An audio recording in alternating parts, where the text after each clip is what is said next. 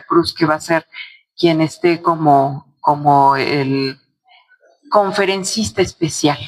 Entonces vamos a darle un aplauso grande a Miguel de la Cruz para que nos haga favor de acompañarnos, si les parece.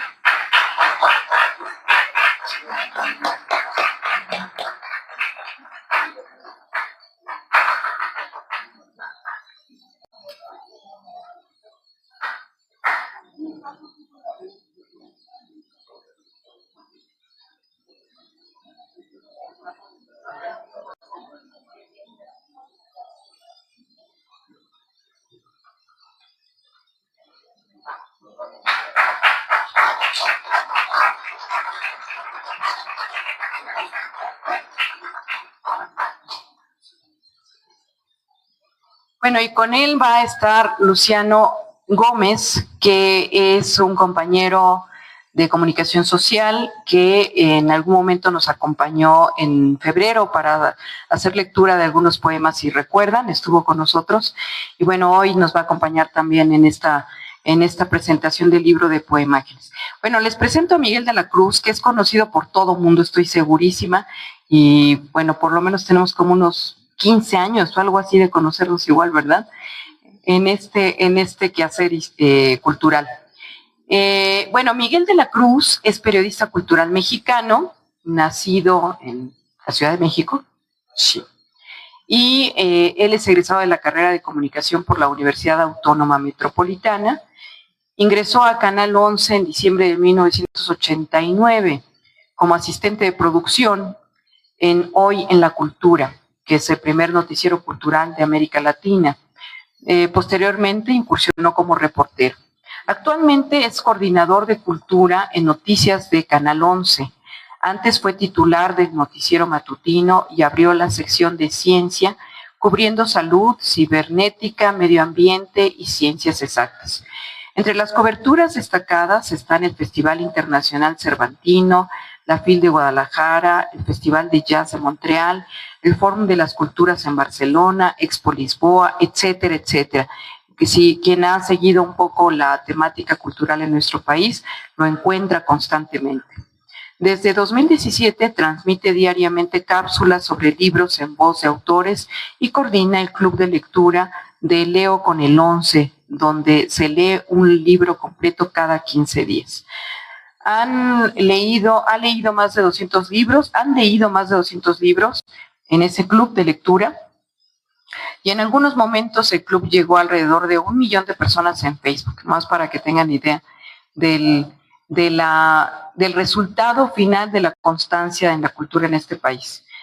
Ha palpado el acontecer cultural contemporáneo al entrevistar a figuras como Carlos Monsiváis, Carlos Fuentes, Fernando Benítez, Cristina Pacheco, Fernando Sabater, Ricardo Piglia, Fernando del Paso y Elena Poniatowska.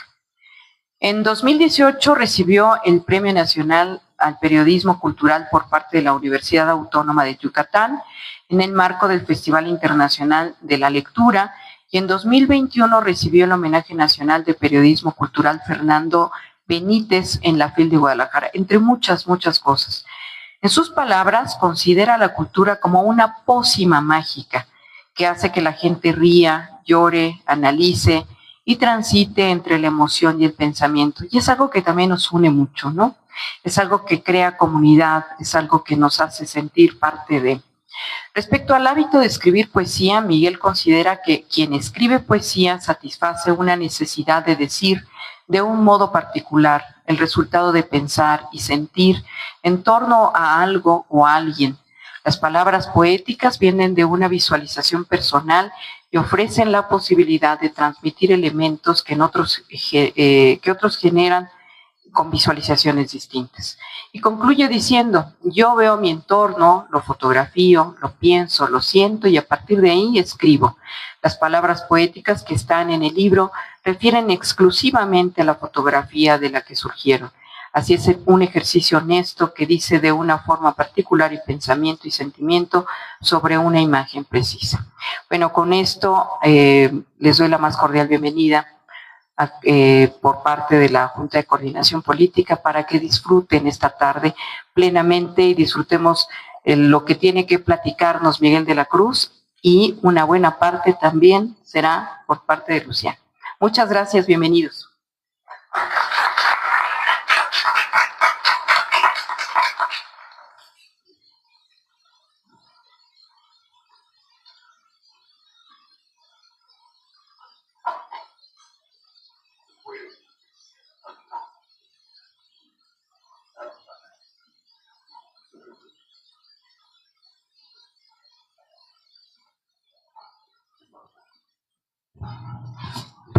Estamos ahí, sí. Muchas gracias. Bueno, pues muchas gracias. Desde luego lo primero es el agradecimiento por recibirme aquí. Tienen un auditorio magnífico, un espacio pues céntrico y bueno, la oportunidad de difundir un libro como este. La poesía no cuenta con muchos adeptos, lamentablemente. Hay una distancia un tanto sinuosa y larga a veces entre los lectores y la poesía. No debiera. Alguna vez me tocó entrevistar a un poeta muy renombrado,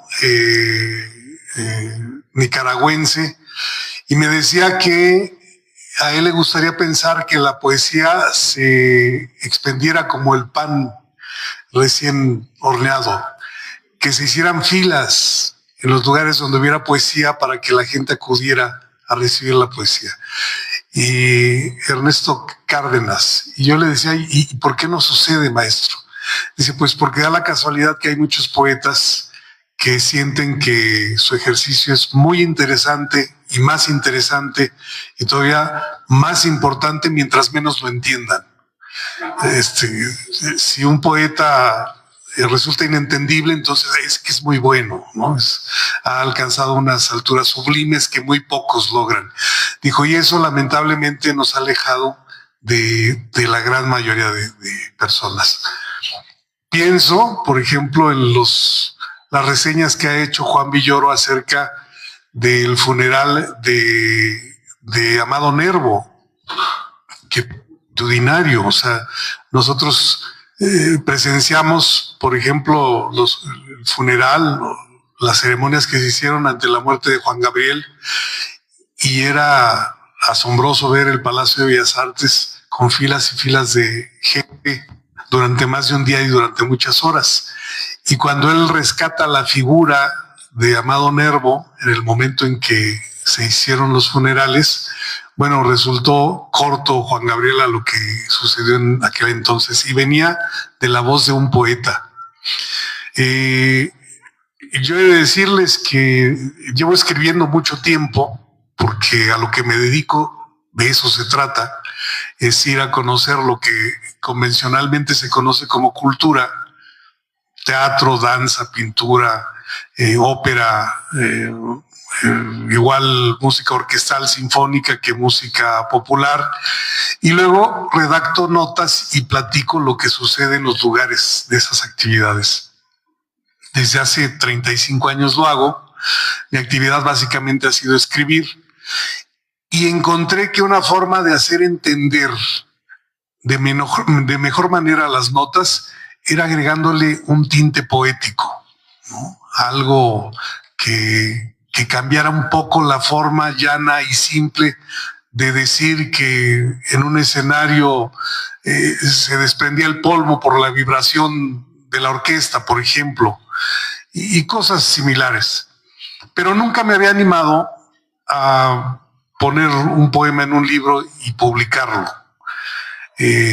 No me había nacido, no lo había hecho, y después se dieron circunstancias y lo hice, pero con un proceso muy especial. La ocasión de llegar aquí y comentarles este contenido es por este libro. Es un libro delgado, contiene 14 poemas muy breves, y cada poema corresponde a una fotografía. ¿Por qué una fotografía? Bueno, alguna vez una amiga en la red publicó una foto, tenía un arco iris, un cielo gris, algunos contrastes, y yo vi que puso atardecer asombroso. Dije, bueno, eso es algo muy, muy corto para la magnitud de la imagen. Y entonces puse en su foto algún texto un tanto poético. Le gustó y empezó a gustarle a la gente que la seguía a ella, porque da la casualidad que cuando alguien publica algo, si publica el texto de otro, muchas veces conciben que el que lo publicó no es el original, sino quien hizo la publicación después. Y entonces empecé a ver reacciones que decían, oye, qué bonito, qué bien suena, ¿cómo se te ocurrió? Y pues no había seguido ella la del texto, sino yo. Y entonces, bueno, se dieron varias circunstancias hasta que me topé con que ahora todos tenemos una cámara fotográfica en la mano. Salí a caminar, empecé a caminar mucho en esa época, sobre todo en las tardes, y empecé a ver atardeceres, el cambio del día a la noche, ya en la noche la luna, por ejemplo. Y entonces dije, bueno, pues no dependo de la foto de una amiga o de alguien más. Si alguien ofrece, como me han ofrecido fotos para ponerle un texto, pues bienvenido. Pero si no, tomo el celular, capto una foto y de esa foto le hago un poema. Y entonces yo sentía mucha desconfianza de los poemas porque siento que a veces los poetas, así como aquel poeta me decía que se elevan mucho, nadie entiende y llegan a decir la oscuridad insondable, intensa, y el hombre está hablando de su cuarto y muchos se imaginan una cueva y otros se imaginan un sótano. Y entonces yo sentía, aún tengo ese sentir con algún tipo de poesía que no conecta exactamente lo que quiso escribir el autor, sino lo que está en el entorno de cada quien. Y bueno, si eso satisface a alguien, está perfecto. Pero a mí como escritor me satisface que lo que quise decir sea lo que se entienda, por lo menos en mayor parte. Y entonces encontré un recurso extraordinario en la fotografía, porque si yo me refiero a esto, por ejemplo, espero que desde ahí lo noten. Ahí se va a ver la portada. Esta es la Avenida de los Maestros, cerca de San Cosme. Es donde está la Normal de Maestros. De un lado está el metro y del otro lado la Normal. ¿Por qué esta foto? Bueno, yo tengo la fortuna de vivir caminando a 15 minutos del Canal 11, donde trabajo. Vivo en la colonia San Rafael y entonces yo antes pedía Uber, he de decirles, y después cuando vi la cuenta del Uber dije, bueno, pues qué flojo, ¿no? Me sirve de ejercicio, camino, es una caminata diaria de 1 kilómetro 900 metros, y bueno, más cuando empecé a tomar fotos ya salía. Y resulta que esta imagen es a las 6 de la mañana, en esa calle, Avenida de los Maestros. Estudiantes, trabajadores pasan por uno y otro lado, y creo que yo soy el único que estoy ahí en medio de la calle con el teléfono, captando la imagen. Pero bueno, esa fue la foto, y después surgió de esa imagen que está ahí. A ver, ahora la localizo aquí. Dentro del libro. De eso escribí: último refugio de la noche, cueva de vegetación rebelde a las 6 de la mañana. Vi la imagen, ocurrió esto, después de observar la foto y después de hacer ejercicios con la palabra, pues resultó eso. Y así hay otras cosas, como ya habrás visto lo que te envié. Sí, Miguel justo me platicaba antes de esta presentación que él pensaba justo que una imagen combinada con el texto podría dar más entendimiento a lo que él trataba de decir con un poema, ¿no? Dentro de las fotografías que él seleccionó, pone en el libro, hay una que a mí en lo particular me gustó mucho, es una luna, simplemente una luna, pero el texto que escribió es el siguiente: diminutas lunas de sol desencadenaron sobre el piso, mientras muchos miraban hacia el cielo. Era un rayo luminoso filtrado por el agujero de un techo, signo del sol que delataba a la luna, en su intento de provocar unos minutos de noche al mediodía. Es el texto que él pone justamente en esta publicación, y hay algo importante justo lo que comenta Miguel, ¿no? Que lo que él trata de decir no es tanto la fotografía, porque él lo decía, no soy un fotógrafo, pero lo que me interesa es expresarle a la gente qué es lo que yo quiero decir, qué es lo que para mí representa esta imagen respecto a la luna, y que la gente lo entienda así, apoyado obviamente con la imagen. Entonces, por eso me decía él, surge la idea de poemágenes. Y bueno, también me platicaba que hay otros sonetos que él integra que apenas está desarrollando justo para otra posible publicación, que después vamos a hablar de eso al final. Pero bueno, es prácticamente lo que él dice, ¿no? Esa combinación de imagen, texto poético, que él me lo expresaba de otra forma también. Muchas veces la gente está alejada de la poesía, y lo está porque cada quien entiende lo que cree, ¿no? Lo que cree en su imaginario. Pero con este apoyo visual, digamos, se traduce y se trata de hacer el mensaje mucho más preciso. Qué bueno que elegiste esa imagen para comentar, porque eso surgió durante el eclipse pasado. Hay un efecto cuando acaba de pasar el eclipse que le llaman las sombras blancas. Y entonces fue muy curioso porque estábamos en Canal 11 y después muchos compañeros dijeron, vamos a ver el eclipse, aunque pues, no se puede ver directo, no es recomendable, pero reflejado y a la distancia o con lentes X.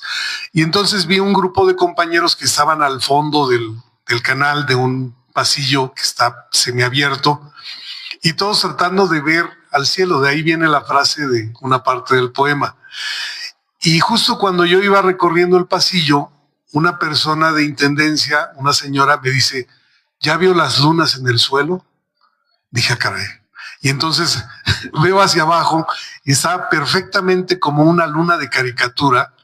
En distintas partes del piso estaba la sombra blanca, pero de la forma perfecta de la luna. Es la imagen que capté. Cuando ella me dice eso, capto la imagen de una luna y después otra foto con varias lunas. Y digo, ¿pero de dónde vienen? O sea, y volteo y hay un techo, no es asbesto, sino como fibra de vidrio, y por cada orificio del techo se formaba una luna. Es decir, es un fenómeno increíble. Por eso digo que insiste la luna en llevar unos minutos de noche al mediodía. He de confesar que me fusilé solo, porque a mí me tocó hacer la nota cuando hubo un eclipse, me parece que fue en el 91. Y en aquel entonces, en el Canal 11, me enviaron a presenciar el eclipse en el zoológico. Yo dije, bueno, pues si esto es en el cielo, ¿qué voy a ver a los animales? Y yo, no, lo que pasa es que dicen que los que perciben el cambio fuera de lo normal son los animales y empiezan a tener actitudes como si ya fuera la noche, efectivamente. Y yo recuerdo mucho que entre lo que grabamos había un lobo, parecía nervioso, no paraba en la jaula, ¿no? Y de ahí surgió esa frase, un lobo inquieto ante unos minutos de sol, unos minutos de noche al mediodía. Me gustó tanto la frase que la recuperé muchas décadas después y lo puse en el poema a propósito de otro eclipse, un tanto distinto de aquel, porque aquel fue un acontecimiento mucho más grande, pero de ahí surge. Y bueno, pues el cielo, el suelo, la luna, la real, la del sol o la de la sombra blanca, y de ahí surgió un poema como ese.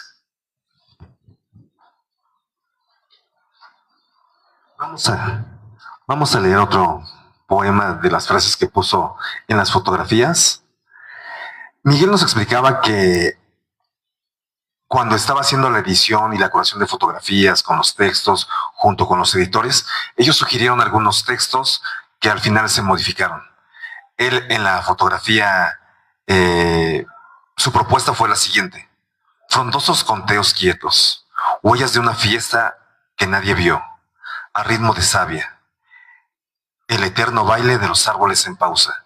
Esta es una fotografía de unos árboles, justamente el follaje se ve verde, creo que la van a poner por ahí, en la pantalla, y los editores sugirieron lo siguiente: frente a frente las ramas hasta cerrar el camino, embudo destila cielo hacia un destino encendido. Platícanos de esta imagen, Miguel. Sí, eso me llamó la atención porque cuando he presentado este libro en 3 lugares más y lo han visto, y entonces, ¡ay, qué bien! El texto y la foto, está bien. Pero yo que tomé la foto y que escribí el poema, yo detecté que había textos que no correspondían a la imagen, es a la que te refieres. No fue una, fueron varias. Ahora, tampoco me ofendió mucho porque alguna vez fui a una conferencia donde Antonio Alatorre relató cómo entregó a Octavio Paz, imagínense los niveles, una lista con 50 erratas y dijo: discúlpeme el atrevimiento, pero leí su libro que acaba de ser publicado y encuentro estas erratas. Y el mismo Octavio Paz dijo: debo ofrecerle una disculpa a usted y a todos los lectores, y tiene usted toda la razón, son erratas que habremos de corregir en la siguiente edición. Por eso no me ofende tanto. El editor no es que yo esté con él como contra el diablo, pero sí, el texto donde yo hablaba de contoneos, hay árboles que parece que tienen curvas y que parece que hubo un baile que nadie vio y que sucedió. Cuando él pone el texto de un embudo en la noche, fue la primera foto con la que yo empecé a hacer el ejercicio ya de las fotos que incluyen el libro. Y yo llegué al canal, ese día sí llegué en un Uber, me bajo y veo al final de la calle un tono de cielo casi anaranjado con un poco de violeta, pero de los árboles, como esas paralelas que se unen al fondo, parecía que hacía un embudo el cielo. Y entonces la referencia era exacta. Nadie de los que vieron el libro me dijeron: oye, no, los contoneos no van con el embudo. ¿Quién hizo eso? No, ahí me di cuenta de la nobleza de la poesía. Uno dice unas cosas, alguien, si sabe que está en relación con una imagen, ve la imagen y dice: pues está bonito, ¿no? Yo creo que en la honestidad del poeta debía decir: no, a ver, espérense, lo que quise decir fue esto. Contoneo de los árboles porque están medio curvos, ¿no? Y el embudo por lo que se formaba en el cielo. Y entonces creo que a veces se abusa de la nobleza de la poesía. A mí lo que me ha interesado, y todavía estoy explorando más, es que creo yo que una de las condiciones de vida del género humano, o sea, aquí o en cualquier otra parte del mundo, es que necesitamos de la armonía. Se darán cuenta ustedes, nos organizamos de manera armónica. Aunque ahora hay ayunos, ¿no? Están muy famosos, pero desayunamos, comemos y cenamos. Son 3 comidas al día. Si vamos a un restaurante, es más, una fonda sencilla. Hay comida en 3 tiempos. No se diga en un restaurante de alcurnia, ¿no? Resolvemos procesos cotidianos todos los días, toda la vida. Subir una escalera, pasamos de lo bajo a lo alto y es de manera armónica. Me decía una amiga: sí, donde le cambien una altura a un escalón van a tropezar más de 10, ¿no? Entonces, no sé cómo se inventaron las escaleras, pero es un ascenso armónico o un descenso igual. Estamos organizados de manera armónica. Los autos tienen 2 faros, 2 calaveras, ¿no? Y una es prende y apaga si uno va a la derecha y otra a la izquierda. Son signos o señales de que vivimos en armonía. Tratamos de alcanzar la armonía. Bueno, la poesía trata de empatar una visión de algo con palabras que entren en armonía. Cuando uno lee poesía, no se da cuenta el efecto que eso armónico hace que suceda en la vida de uno mismo, pero sucede. Yo, en estos 35 años de periodismo en Canal 11, apenas he de llevar como 7 en que a mí me dieron la orden y me dejaron revisar notas. Cultura siempre ha sido una fuente de información, como que no se le da mucha importancia, como que digan lo que digan, no importa, en fin, es algo tan noble como un cuadro, una pieza de música o una bailarina, no importa, ¿no? Pero yo creo por esa falta de rigor, a mí no me decían, a ver, revisa las notas y ve si están bien dichas, ¿no? Y sí llegaba a haber notas que tenían algo erróneo y decían, bueno, pero que no las revisó Miguel. No, pues es que él no las revisa. Y ya hubo alguien que dijo, pues que ahora revise. Y ahora que empiezo a revisar de unos 7 años a la fecha, ha sido una ayuda tremenda. Los errores garrafales de algunos, no voy a dar nombres, pero vamos, repetir oscuridad 3 veces en un mismo párrafo no es normal. Y entonces, bueno, por lo menos 2 oscuridades sobran, ¿no? Los peros, pero también había, quítale el pero. El día de hoy sucedió. Y entonces me di cuenta que el ejercicio de estar apegado a la poesía diario me hacía llegar a la corrección de notas de manera más fácil. ¿Por qué razón? Porque de ese poema al día que yo difundo en Canal 11, diario doy una revisada de varios poemas. Esa es una parte que no mencioné, pero además del libro del día, yo presento el poema del día. ¿Qué es lo que hago? Busco las efemérides. Y ahora que estamos en el 2026, busco las efemérides que terminen en 6, porque va a dar una cifra redonda. Hay veces que me paso toda la lista de todos los nacimientos y todas las muertes, no hay ningún 6, ni modo, el que sigue. Entonces, si no es cifra redonda, ni modo, pero busco una efeméride. Y ya digo, hoy se cumplen 20 y tantos años de la partida de tal poeta, hombre o mujer, en su honor el poema del día, que en alguna parte dice, y elijo una frase y lo pongo. Para llegar a eso, revisé a veces 5, 6, 7, hasta 10 poetas con distintos poemas. Ese ejercicio me ha hecho acercarme a la armonía de la palabra con la propuesta de una visión, y luego ese ejercicio que lo traigo grabado me ha hecho llegar a textos periodísticos donde encuentro que pues le sobran palabras, le sobran pronombres, le sobran adjetivos, le faltan adjetivos, le falta un pronombre. Pero he llegado a la conclusión que acercarnos a la poesía nos acerca a la armonía. Y si bien este ejercicio habla más de la armonía entre la palabra y la imagen, después explorando la poesía, encontré el hallazgo, como un hallazgo, los sonetos. Los sonetos nacieron en Italia. Alguien los tomó, los llevó al español, y resulta que, en rigor, un soneto tiene cada verso de 11 sílabas. Yo dije, ¿por qué de 11 sílabas? Pues resulta que ese ritmo de palabras con 11 sílabas es muy parecido al latido del corazón. E incluso en los sonetos hay varias formas de hacer rima, pero aquel verso que está acentuado en la sílaba 2, en la 6 y en la 10 se le llama verso heroico, porque es un ritmo, vamos, indudable, rotundo. Cuando hay un soneto que tiene puros versos heroicos, el verso canta por sí mismo, canta solo.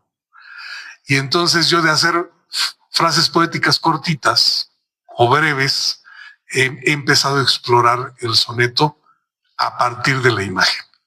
Y entonces, así como en la mayoría de estos ejercicios surgió un texto poético de 2 renglones, de 3 renglones, en algunos demás, sobre la imagen, ahora sobre la imagen me he obligado a generar un soneto que son 2 párrafos de 4 versos que tienen que rimar el primer verso con el cuarto y el segundo con el tercero.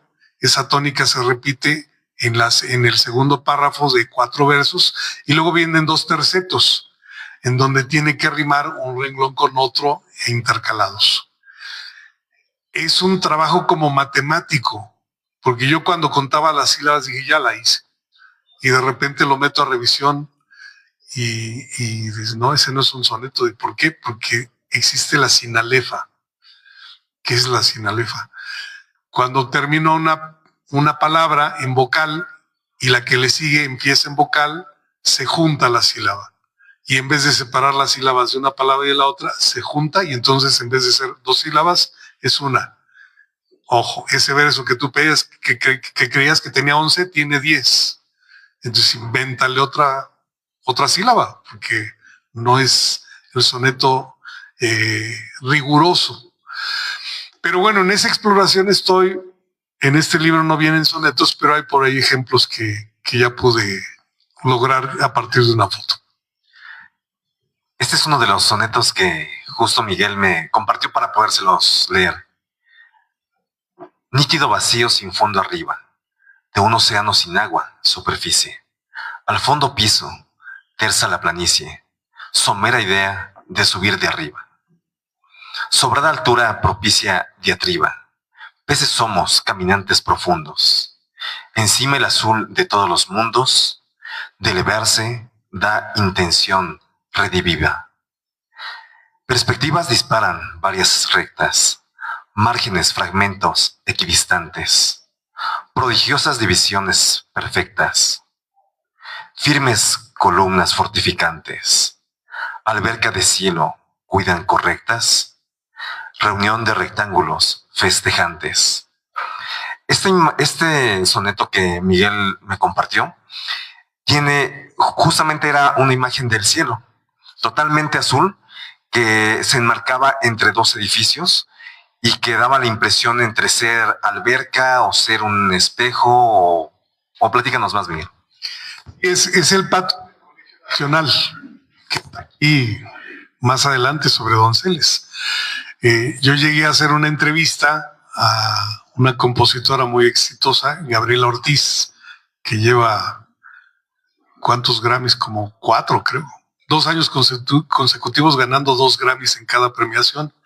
En fin, es un hito. Nada más porque es sinfónico su trabajo, no se sabe. Si no, si fuera onda grupera, yo creo que estaría en Los Cuernos de la Luna, ¿no? Pero bueno, hay quien lo valora. Es integrante del Colegio Nacional. Cuando estaba yo esperando que me dieran luz verde para entrar a entrevistarla, volteé estando en el patio y volteó hacia arriba y está el rectángulo perfecto donde no había una sola nube y todo era azul.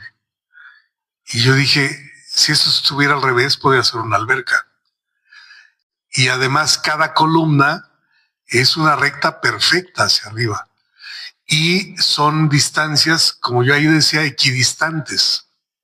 Y dije, bueno, pero si nosotros fuéramos el fondo de una alberca y desde arriba vieran lo que nosotros vemos desde abajo, nosotros seríamos los peces. Y unos peces caminantes. Y de ahí surgió el soneto. Por eso esas palabras, ¿no? La referencia está exacta.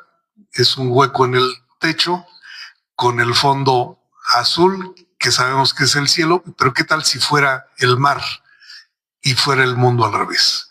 Es la propuesta y bueno, ahí sí reto a quien lo dude, porque me costó trabajo.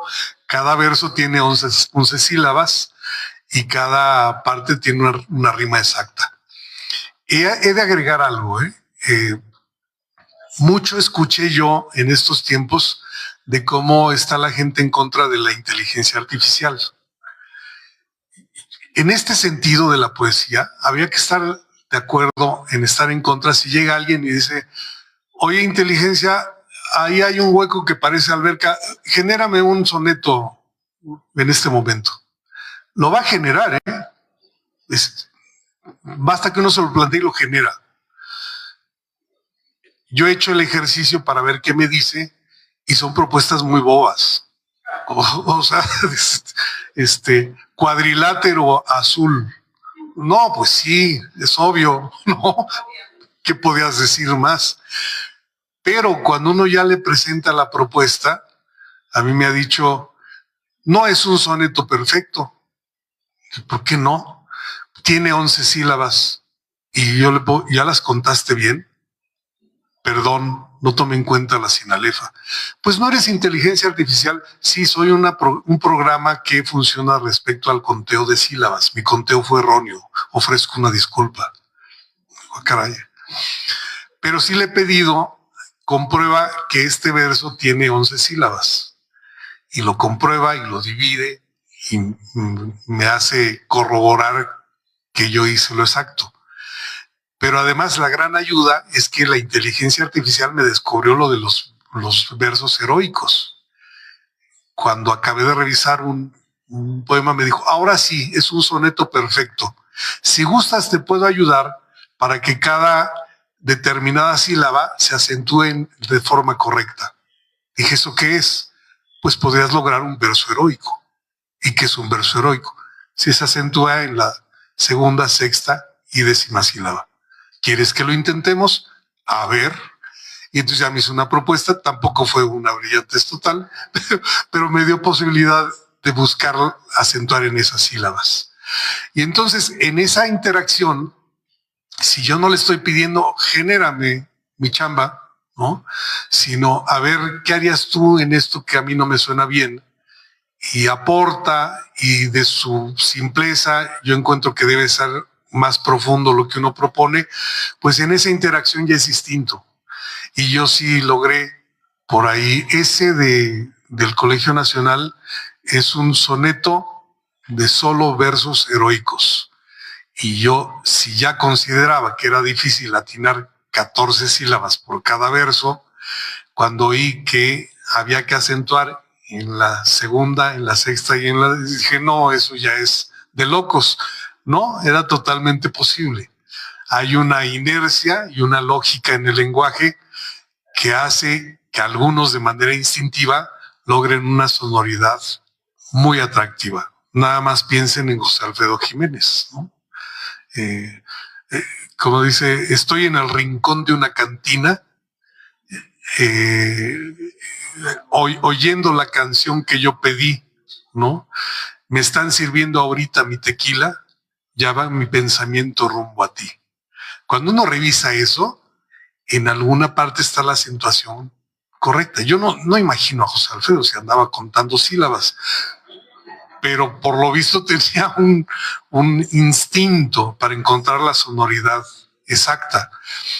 Y miren cuánto pega una canción de un autor como él, ¿no? Yo lamento mucho, por ejemplo, que un periodista de una agencia internacional de información le haya preguntado, queriendo distinguirse como el gran periodista, le haya preguntado a Juan Gabriel si era homosexual. Y no se le ocurrió preguntarle cómo escribió canciones de endecasílabos perfectos. Tampoco imagino a Juan Gabriel y él sin inteligencia artificial logrando unas rimas perfectas o la concordancia entre sonidos de consonantes que hace que todo el mundo cante sus canciones, ¿no? Entonces hay hallazgos en la forma de decir las cosas que lo hacen muy atractivo, pero que además cuando yo encuentro que el ritmo de los endecasílabos hace que se parezca al ritmo del corazón, me hace recordar que en el Colegio Nacional yo presencié hace años una serie de conferencias a cargo de José Emilio Pacheco, y ahí mencionaba que tal vez la búsqueda del ritmo, que es general, o sea, a todos nos suena bien algo rítmico, con una tendencia a la generalidad. Pero él decía, cuando un ser humano tiende a buscar el ritmo, es muy probable, según él pensaba, que se estuviera remitiendo a la época en que estaba en el vientre materno, porque en ese entonces lo que escuchaba era el ritmo del corazón. Y entonces el ritmo viniera de esa memoria de una vida cuando ya era vida, pero no estaba fuera de la madre.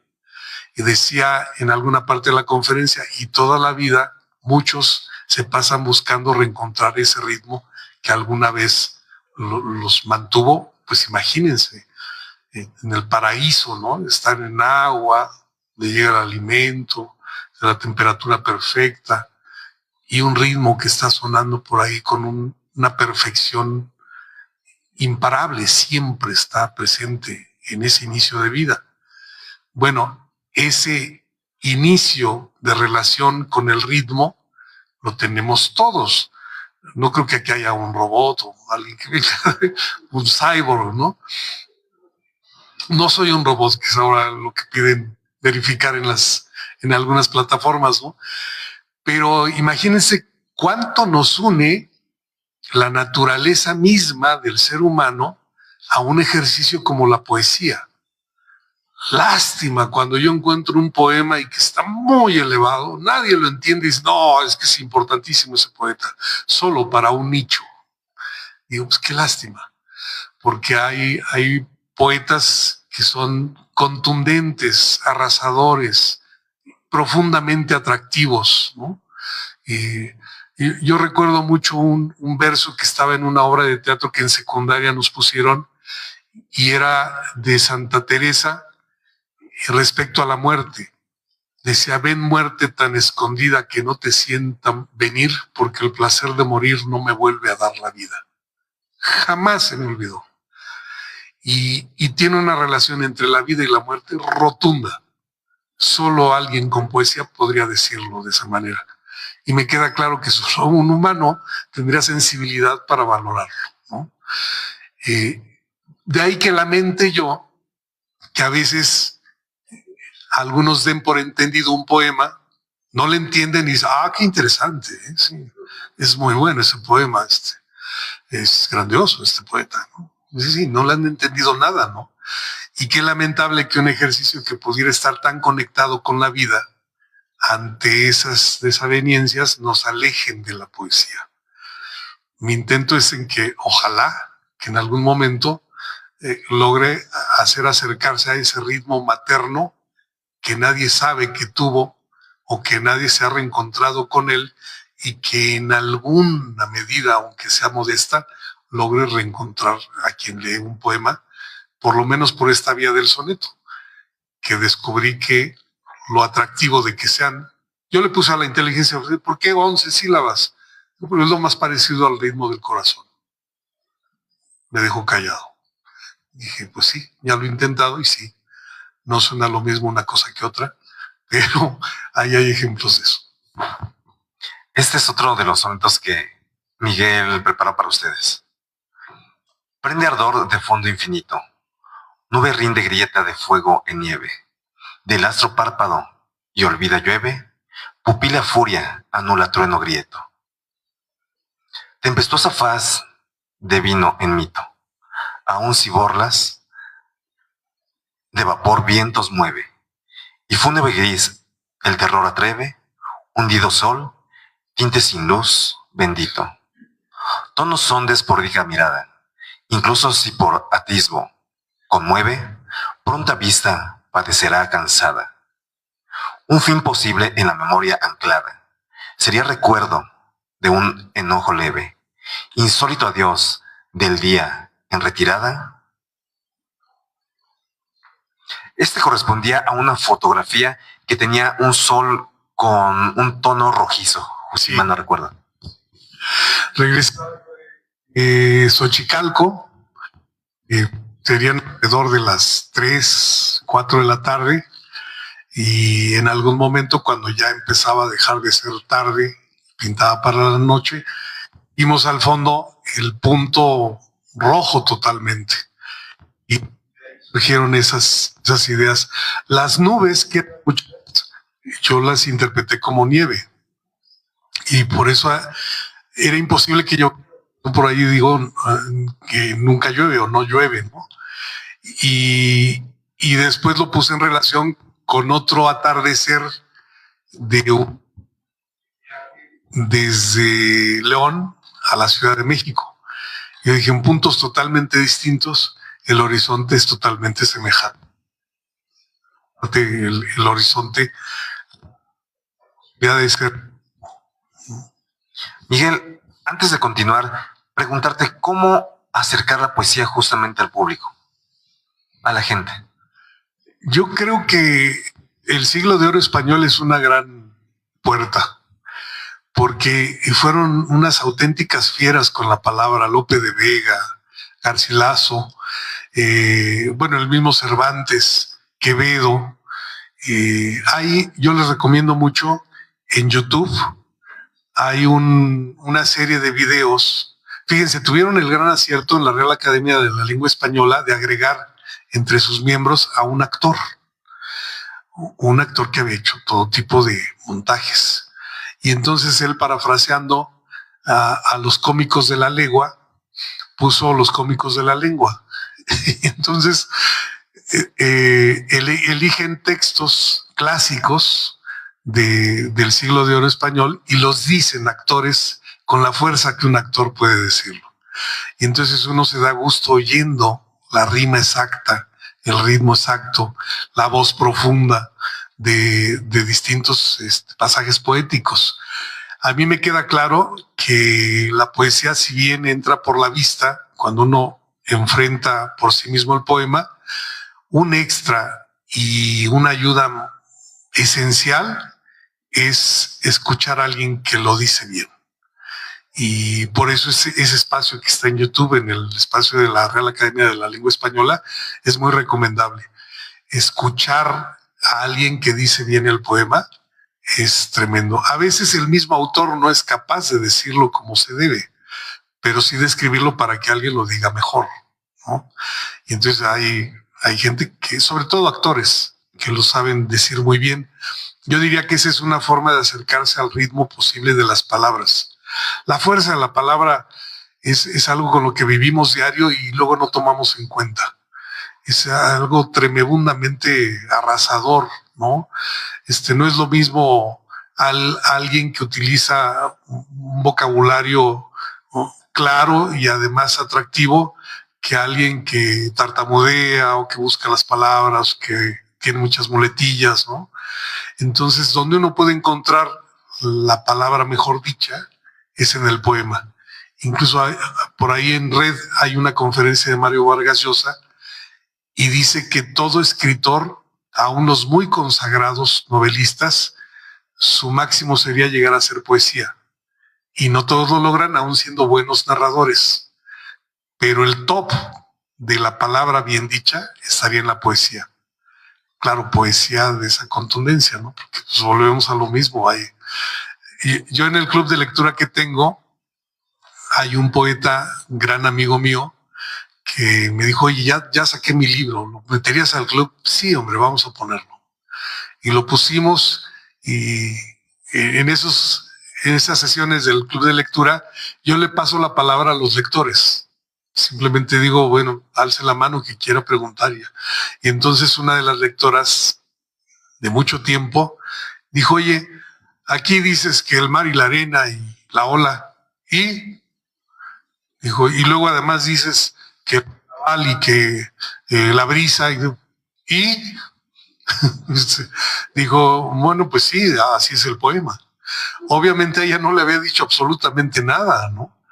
Y no dudo que en una labor de investigación alguien vaya a ver la vida de este poeta, que descubra el año, las vicisitudes o éxitos por los que pasó, y encuentre que además vivía en la costa y que de ahí viene en tardes de reflexión ese poema. Pero imagínense cuánto hay que escarbar, ¿no?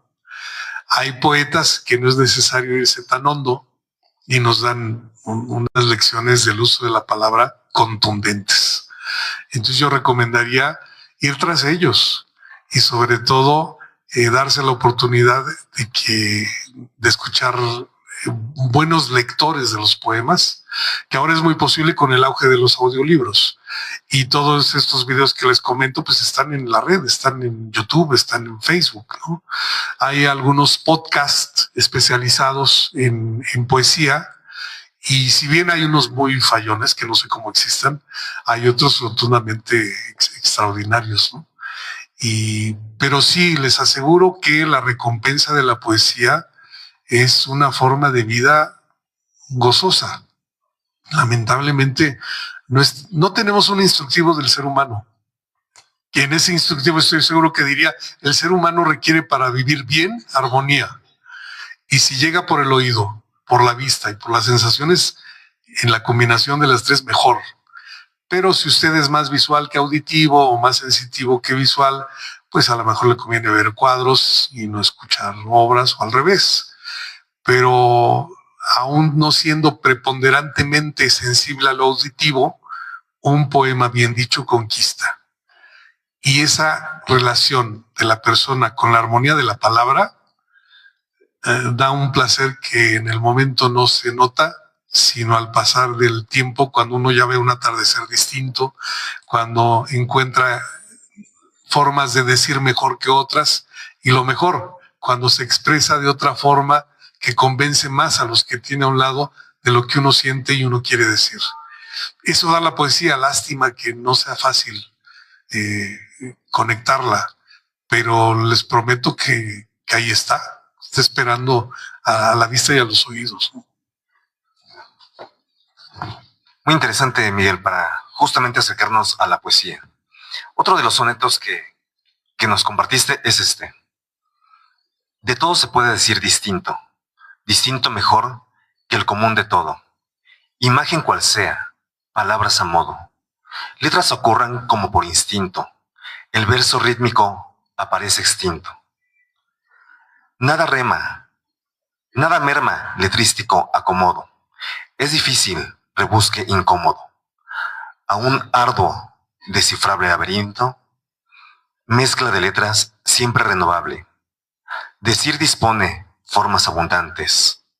Pocos dicen con diferencia amable. Del decir cuesta dirimir variantes. Escuchar propicia sentir afable. Faltan del buen decir más aspirantes. Bueno, ese soneto precisamente escribo y cómo lo escribo. Y fue el primer soneto que no... Después... Nada.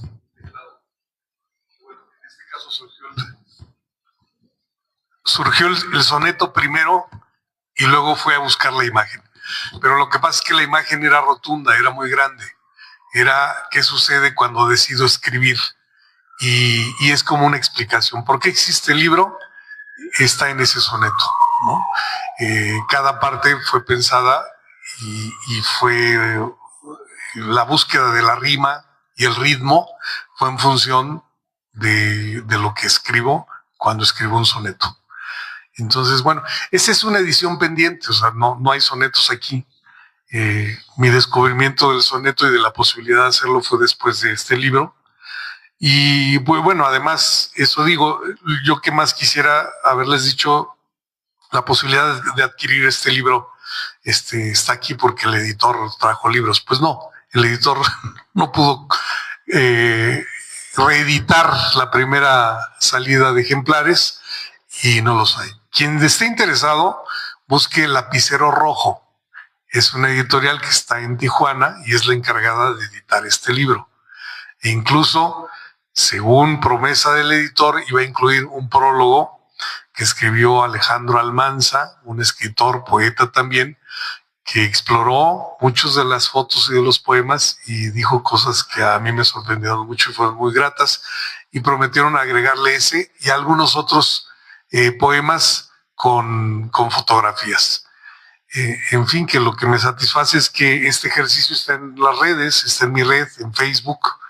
Me encuentran como Miguel de la Cruz Cultura, así lo meten, y si le agregan el hashtag poemágenes, se encuentran, aquí hay 14, pero yo tengo más de 200, es decir, todos con su foto y su texto.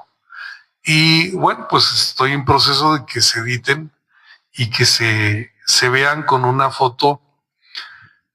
Esta quedó muy padre, ¿no? Esta está bien.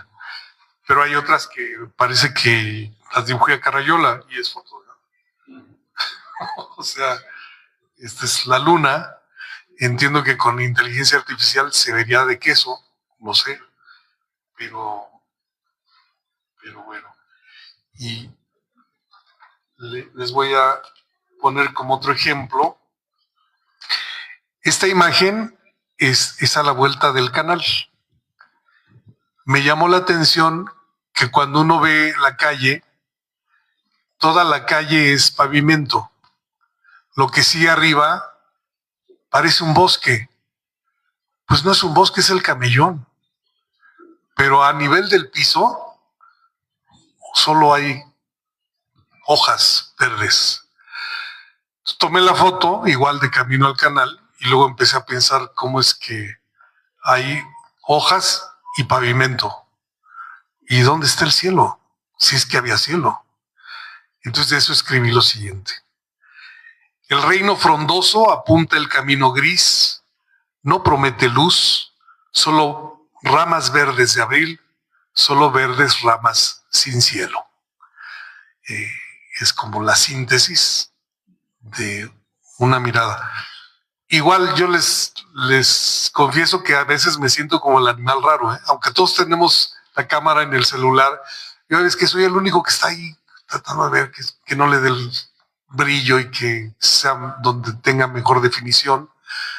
Y después volteo y todo el mundo anda en lo suyo, caminando, sin darse cuenta, ¿no? De repente, digo, había que poner la atención de que se ven las plantas, que no hay cielo, que está el piso gris.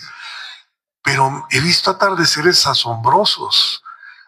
Esa manera la he llevado ya a otros lugares. He ido a Guanajuato a cubrir el Cervantino, ando tomando fotos.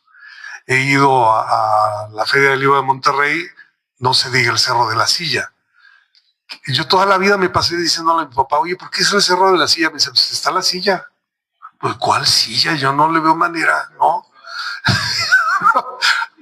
Apenas hace un par de años que fui, dijeron, la perfecta forma de la silla de montar. Dije, bueno, eso es muy distinto, ¿no? Yo esperaba una silla como del comedor, ¿no? Pero bueno, surgió la oportunidad de hacerle algo al Cerro de la Silla, ya sabiendo el significado.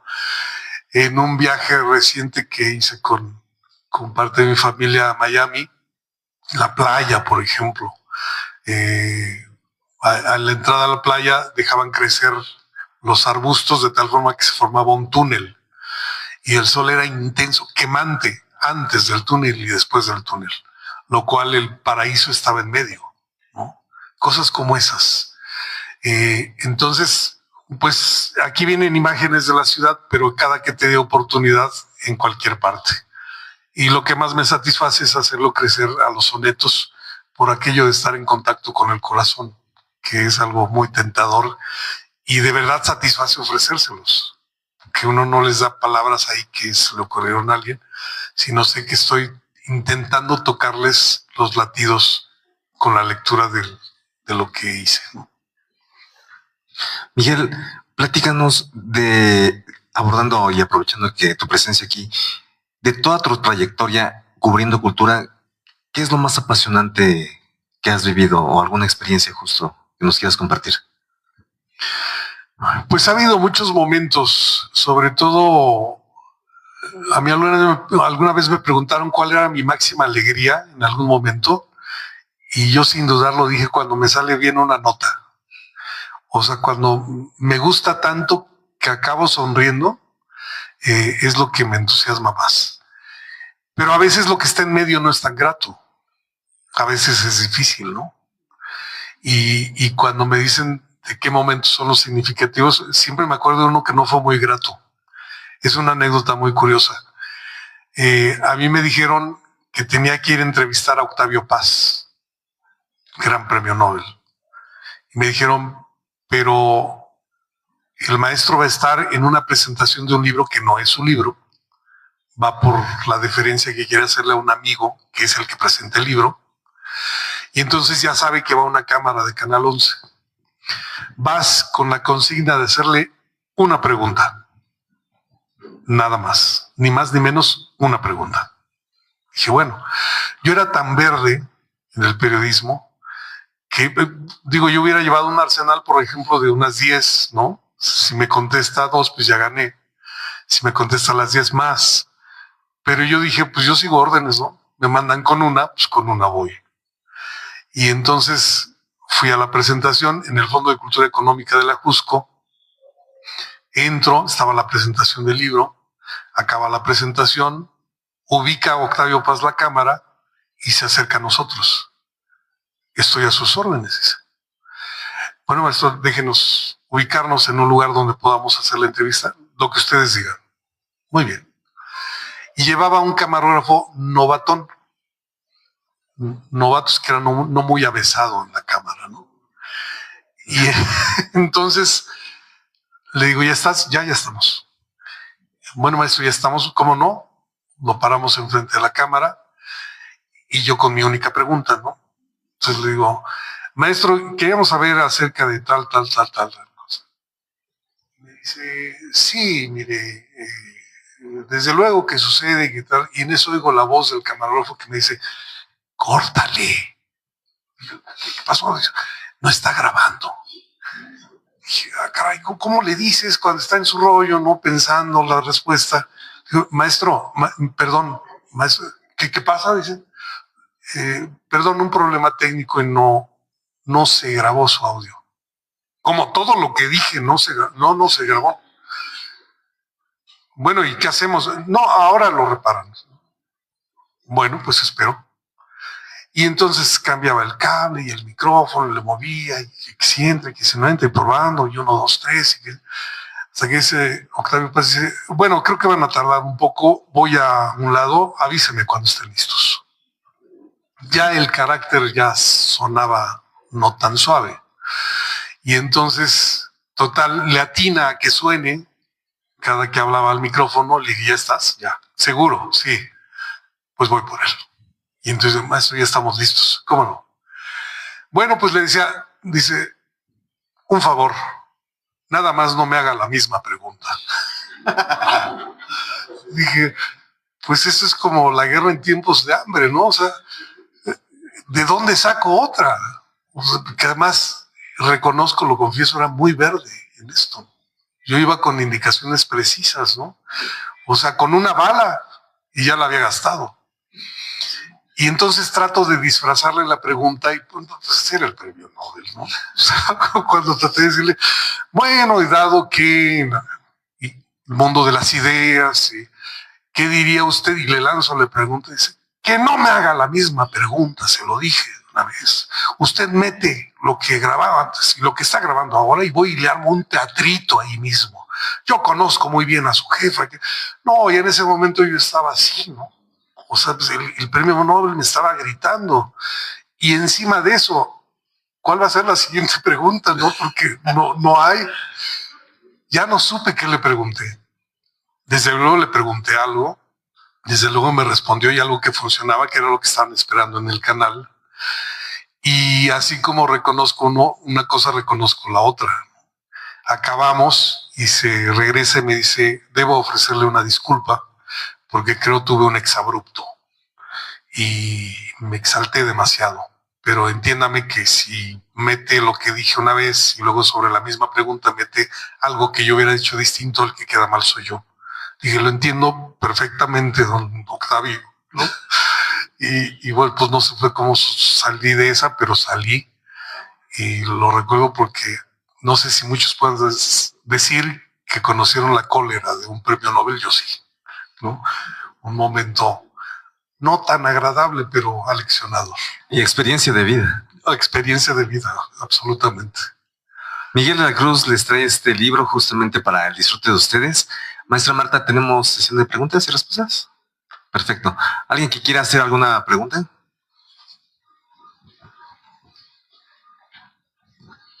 Maestro, muchas gracias primero por esta conferencia, muy agradable, muy amena. Mi pregunta es, ¿qué fórmula utiliza usted para entenderle a Octavio Paz? Hay hasta un curso para entenderle. ¿Usted cuál utiliza?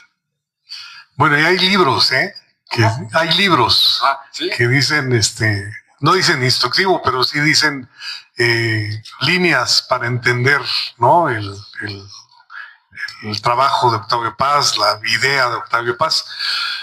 Y yo precisamente he optado por la poesía.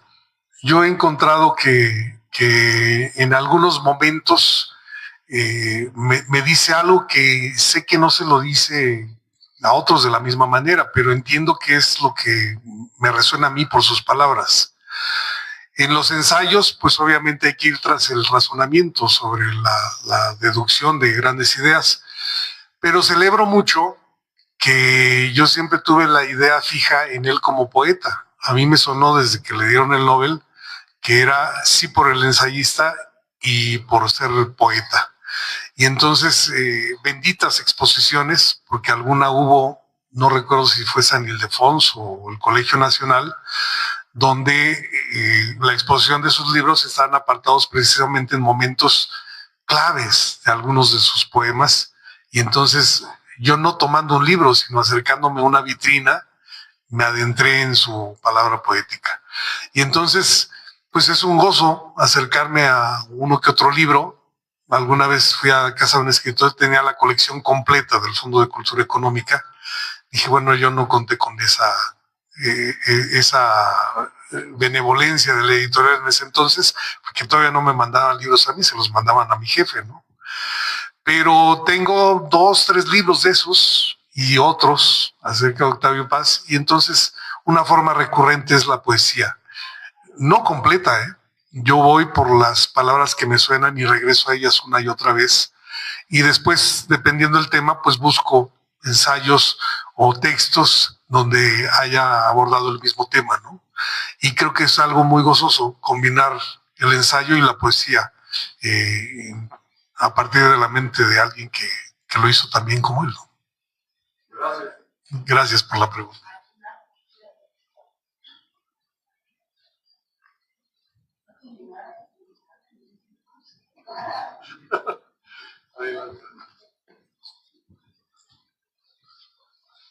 Pues muchas gracias por esta plática y quiero felicitarlo por su libro.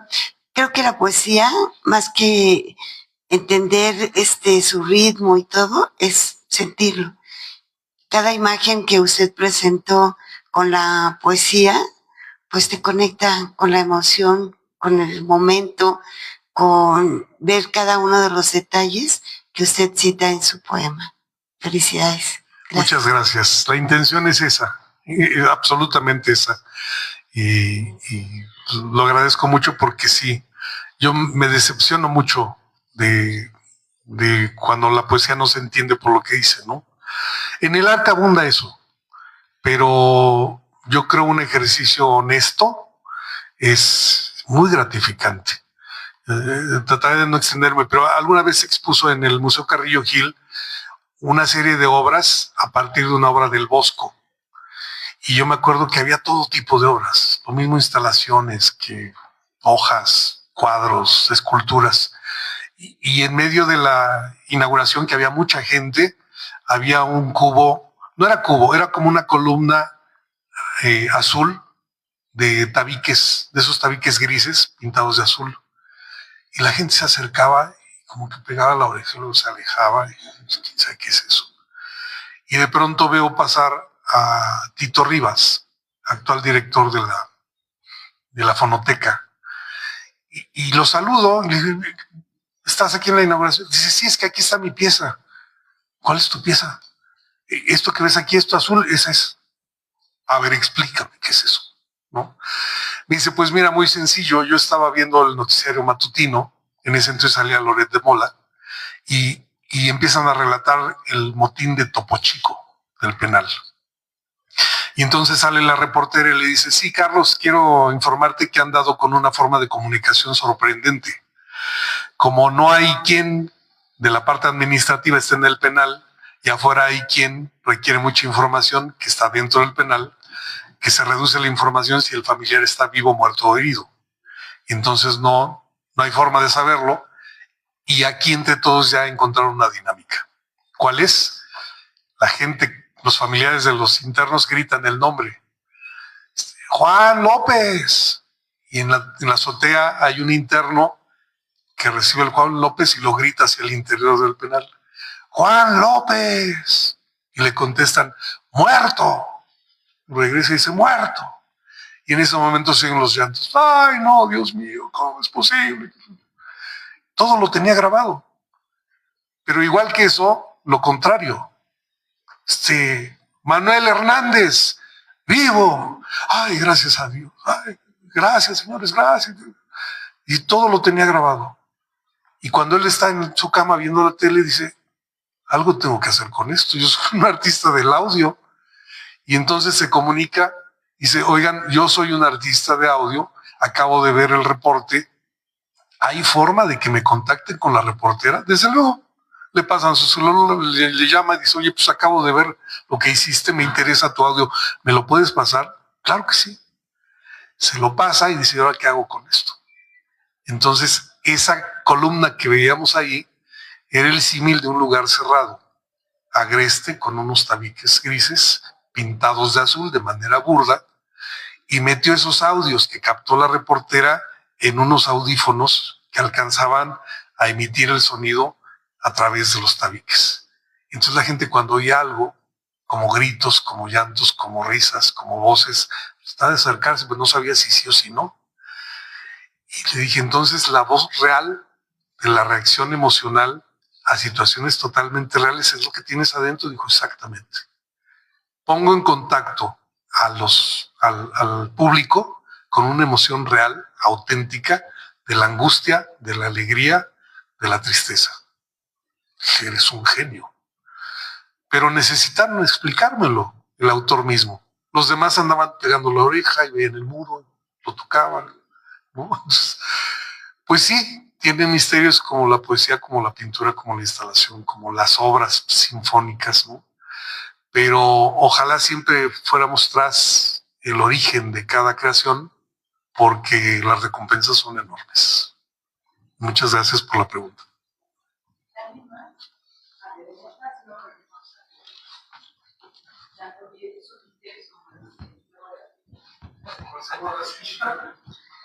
Gracias. Y en toda su amplia trayectoria, ¿se ha topado con alguna obra que el público pueda entender sin conocer toda esa historia? O sea, que pueda realmente emocionarse, comprenderla, alegrarse, o a lo mejor decepcionarse, pero sin necesidad de entender todo el contexto. Hay una obra que justo me causó esa impresión y fue cuando se inauguró el Museo Arte Contemporáneo de la UNAM, el MUAC. Bueno, cuando uno dice MUAC se remite al anterior, que está por la Facultad de Arquitectura, pero en un espacio disponible del Centro Cultural Universitario crearon un edificio. Creo que ahí la donación principal fue de la familia Alemán, según alguien me comentaba. Y bueno, arquitectónicamente alguien me dijo que se fusilaron a un arquitecto japonés, pero es impresionante por fuera. Y lo inauguran no con una magna muestra, sino como con 5 exposiciones. Si uno se acercaba a un cubículo, que tal vez no era más de 3 por 3 metros, uno veía en la pared unos círculos de aluminio. Si uno nada llegaba y se asomaba, es una obra abstracta, ¿no? No, resulta que el creador o creadora, no recuerdo, lamentablemente, ya se lo he preguntado hasta a la directora del museo y no he dado con el dato, abordó el tema de los desaparecidos. Y entonces en esas tabletas de aluminio, el espectador llegaba y tenía que echarle vaho a la tableta de aluminio. Echaba vaho y ahí aparecía la imagen de un desaparecido. Y así como aparecía, cuando se evaporaba, se desaparecía. Es la forma más contundente que he encontrado de una creación artística en interacción con el material y que dé el contenido exacto de lo que se trata. Es y se fue. Y lo puedes recordar, ponle vaho, así como le pones memoria, y se va a ir. Contundente. No sé, el maestro o maestra qué tuvo que hacer para descubrir en el aluminio esa capacidad que la tiene el vidrio también, ¿no? Pero encontró la forma correcta. Y lamentablemente atesoro mucho eso, pero tengo ejemplos de otros que hay que ir por la explicación para encontrar todo eso que tiene la obra. Lo cual deja lección. Cuando uno va al museo, hay que investigar quién expone, de dónde viene, qué edad tuvo cuando creó, si todavía vive, si ya murió, dónde, cuántas son las obras, de dónde provienen, cuáles son los temas, porque seguramente es más probable que uno encuentre esos hallazgos en la escultura, en la pintura, en la instalación, ¿no? El arte no está nada más para llegar a asomarse y está bonito. No, hay pistas que uno requiere descubrir. Maestro, ¿existe frontera entre la poesía y la narrativa? Entendiendo que pues, la poesía, si no corríjame usted, la poesía puede ser en verso o en prosa, y la novela, el cuento, o sea, la narrativa, pues es simplemente prosa, ¿no? ¿Hay alguna frontera? O cuando, por ejemplo, nos daba de Vargas Llosa, ¿no? Que decía que pues, los escritores como él, pues, los grandes novelistas, cuando hacen algo de poesía, es cuando se van al top, ¿no? de los escritores. ¿Hay alguna frontera en donde alguien diga, pues esto sí es netamente narrativa, o sí ya es poesía, o es mixta en un libro, por ejemplo? Yo creo que el creador mismo puede poner la frontera, visible o invisible. El propio creador del texto puede ponerle la frontera o deshacerla. No el crítico. No, el crítico no. El crítico debe que da las pistas para decir, ahí había mucho de poesía en esa prosa tan limpia o tan clara, ¿no? Pudiera ser una guía para que uno vaya a descubrir eso.